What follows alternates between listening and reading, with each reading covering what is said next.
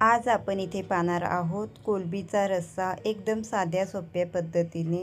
तर सर्वात आधी इथे कोलंबी घ्यायचं आहे आणि ही कोलंबी आपण इथे साफ करून घेणार आहे, म्हणजे व्यवस्थित पूर्णपणे कोलंबीचे वरचा जो भाग असतो, म्हणजे त्याची जी साल असते ती या पद्धतीने इथे काढून घ्यायचं आहे। सर्वात आधी त्याचं डोकं काढायचं आहे, नंतर त्याचं शेपूट आणि वरचा भाग आणि मध्ये जी रशीसारखं काळं असतं ते सुद्धा काढून घ्यायचं आहे। त्यानंतर इथे कोलंबी 2 ते 3 पाण्याने स्वच्छ धुवून घ्यायची आहे आणि चाळणीवरती पाणी नितळायला ठेवायचं आहे। त्यानंतर गॅसवरती कढई ठेवायचं आहे आणि 3 चम्मच तेल घ्यायचं आहे। तेल गरम झाल्यानंतर इथे लसणाची पेस्ट घ्यायची आहे।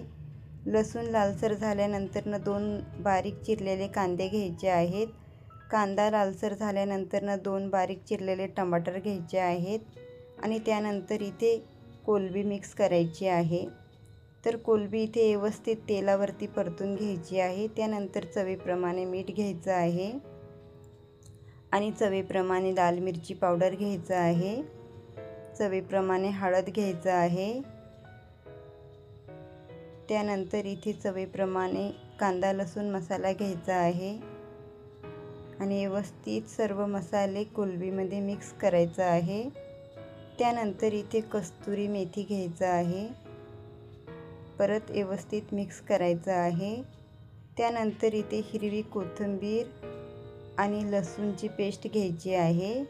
त्यानंतर इथे सुकं नारळाची पावडर घ्यायची आहे किंवा तुम्ही नारळ इथे मिक्सरमध्ये बारीक वाटून घेतला तरी चालेल। त्यानंतर इथे किती गरज आहे तिथपर्यंत पाणी घ्यायचं आहे आणि 10 मिनिटासाठी हा रस्सा बारीक गॅसवरती शिजवून घ्यायचा आहे। तर तुम्ही इथे पाहू शकता एकदम झणझणीत चमचमीत मस्त असा कोलंबीचा रस्सा आपला इथे तयार झाला आहे।